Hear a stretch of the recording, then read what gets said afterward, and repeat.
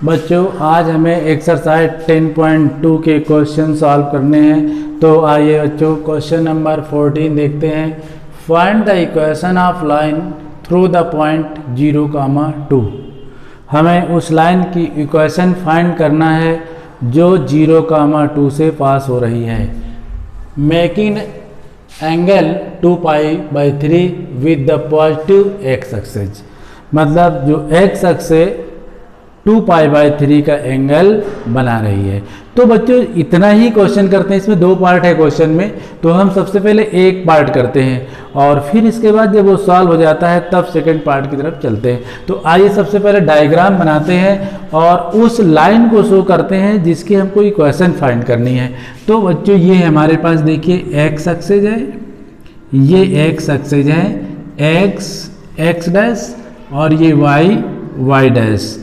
ये positive direction है x की, ये निगेटिव डायरेक्शन है, और ये पॉजिटिव डायरेक्शन है, ये निगेटिव डायरेक्शन है।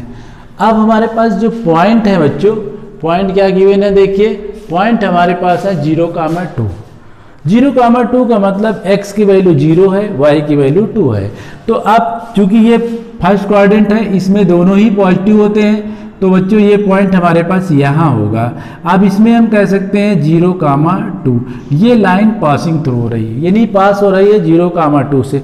लेकिन उसने कंडीशन और भी तो दिया है आपको, वो एक्स अक्ष के पॉजिटिव डायरेक्शन से 2π/3 का एंगल भी बना रही है। तो बच्चों सबसे पहले हम एंगल है उसको डिग्री में चेंज करते हैं। तो देखिए बच्चों थीटा की वैल्यू हमारे पास होगी कितनी, 2π/3। अब इसको क्या करेंगे, पाई की वैल्यू यहाँ 180 डाल देंगे और इस तरह से इसको चेंज करेंगे 2 × 180/3, और ये चेंज होके आया कितना 60, मतलब थीटा = 6 × 2 = 12, 120। करेक्ट बच्चों, यानी कि वो लाइन एक्स अक्ष से 120 डिग्री का एंगल बना रही है। अब बच्चों जो हम एंगल का मेजरमेंट करते हैं कहाँ से करते हैं, एक्स के पॉजिटिव डायरेक्शन से। वैसे भी क्वेश्चन में इंफॉर्मेशन है, और जो एंगल का मेजर करते हैं हम वो किससे करते हैं, एंटी क्लॉकवाइज डायरेक्शन में करते हैं। तो क्लॉक हमारी इस तरह से रन करती है, हमको एंगल किस तरह से, इस तरह से मेजर करना है। तो इसका मतलब वो लाइन जो इससे बनाएगी वो 120 का बनाएगी, तो लाइन ये पासिंग थ्रू हो रही है बच्चों, और ये एंगल हमारे पास थीटा है, और यही एंगल हमने फाइंड किया है 120 डिग्री। मतलब अब आपको ये बिल्कुल क्लियर हो चुका होगा कि हमें लाइन AB की इक्वेशन फाइंड करनी है। करेक्ट बच्चों, अब लाइन की इक्वेशन तो फाइंड करनी है, तो आपको कौन कौन सी चीज चाहिए, हमको 2 चीज चाहिए बच्चों। कौन कौन सी, एक स्लोप पता होना चाहिए, और हमको क्या पता होना चाहिए, स्लोप के साथ साथ एक पॉइंट हमको पता होना चाहिए। तो बच्चों हमारे पास पॉइंट भी है, पॉइंट हम इसको क्या लेट कर लेते हैं, x1 y1। अब इसमें सबसे पहले x की वैल्यू होती है, फिर y की वैल्यू होती है। तो स्लोप फाइंड करते हैं बच्चों, तो स्लोप को हम किससे नोट करते हैं, m से। तो m = क्या होता है बच्चों, m = होता है tan थीटा। अब यहाँ m = tan थीटा मतलब tan 120। अब 120 की वैल्यू नहीं पता आपको, तो इसको चेंज कर देते हैं कि इसमें बच्चों tan 180 - 60। अगर 180 में 60 माइनस करोगे बच्चों तो आपको 120 मिलेगा। अब देखिए बच्चों यहाँ पर हमें क्या करना है, ये 180 - थीटा किस क्वाड्रेंट में, सेकंड में है। क्यों, पाई से कम है, 180 से कम है। तो अब यहाँ तक तो आपके पास ये 0 से लेके 90 होता है, 90 से लेके 180 होता है बच्चों। अब 180 से कम है सेकंड क्वाड्रेंट में। सेकंड क्वाड्रेंट में आपको पता है बच्चों tan निगेटिव होता है, क्योंकि tan और cos और sec ये 4 निगेटिव होते हैं, साइन कॉसिक पॉजिटिव होते हैं। तो यहाँ पर जो आएगा बच्चों माइनस आएगा, और आपको पता है पाई और 2π का कन्वर्जन नहीं होता, तो tan में रहेगा। तो इस तरह से ये हमारे पास आया tan 60। tan 60 की वैल्यू बच्चों आपको पता है कितनी, √3। स्लोप आपको मिल चुका है। अब इक्वेशन फाइंड करना, हमारे पास पॉइंट भी आ गए, कौन से बच्चों, x1 y1 आपके पास कितने हैं, 0, 2। अब हमको लाइन AB की इक्वेशन चाहिए, तो अब फाइंड करते हैं इक्वेशन। तो इक्वेशन कैसे फाइंड करोगे, equation of line AB। Line A B. इसकी इक्वेशन फाइंड करने के लिए फार्मूला यूज करते हैं बच्चों, y minus y one is equal to m bracket में x माइनस x1।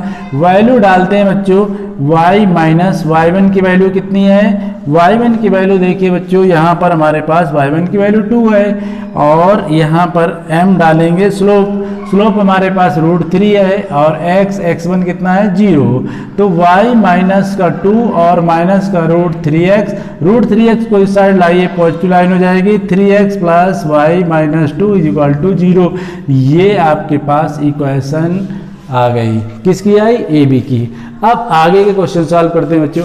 आगे क्वेश्चन क्या कह रहा है देखिए बच्चों, find the equation of line. हमको अब अदर लाइन की इक्वेशन फाइंड करना है।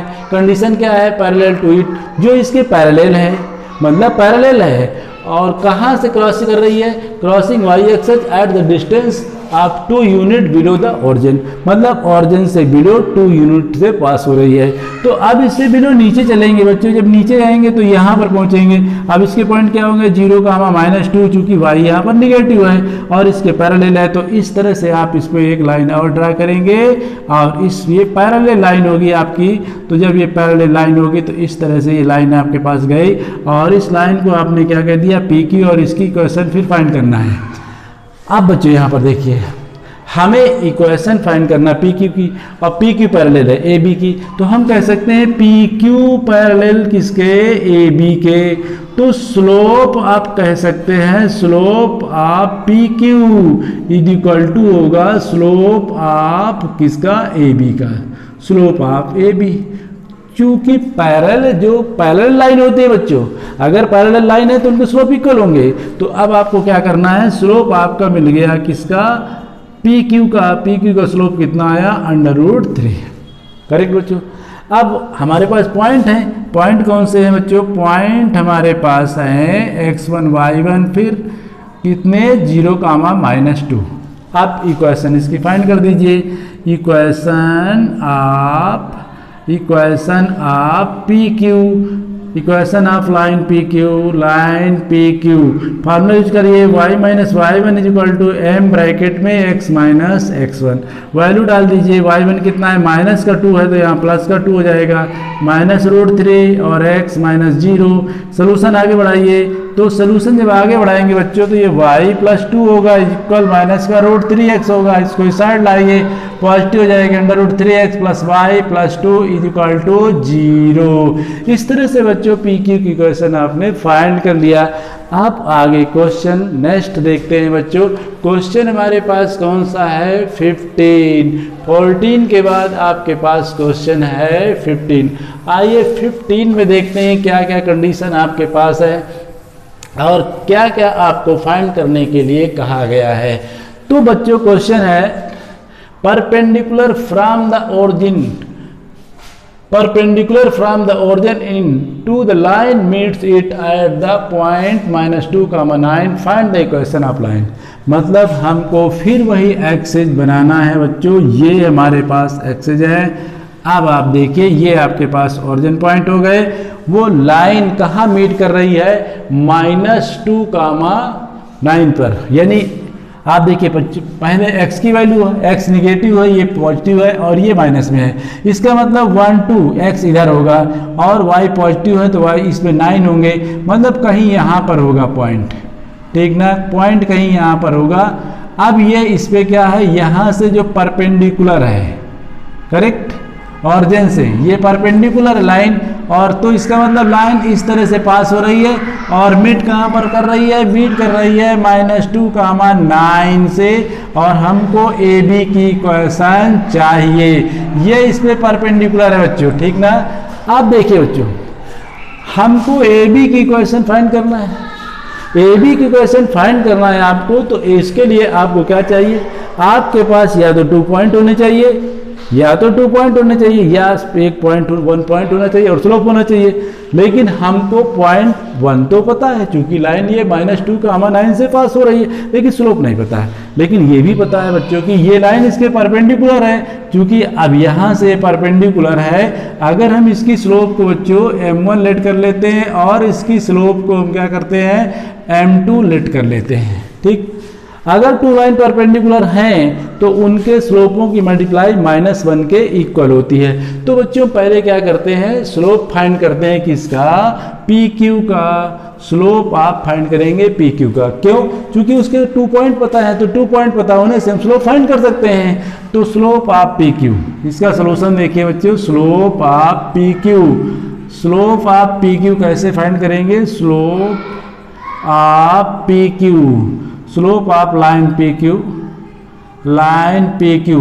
स्लोप फाइंड करने के लिए m इज इक्वल टू बच्चों y2 माइनस y1 डिवाइड में x2 minus x1। m is equal to y2 कितना है बच्चों, किसी को लेट कर लीजिए y2, तो y2 इसको लेट कर लीजिए, तो हमारे पास ये क्या है, x2 y2 बनेगा। तो जब x2 y2 बनेगा तो बच्चों 9 माइनस 0 होगा, ये माइनस का 2 का माइनस 0 होगा, तो m is equal to minus का 9/2 हो जाएगा स्लोप। ये बच्चों स्लोप किसका आया, स्लोप आया m2। अब आप क्या कह सकते हैं, AB परपेंडिकुलर PQ।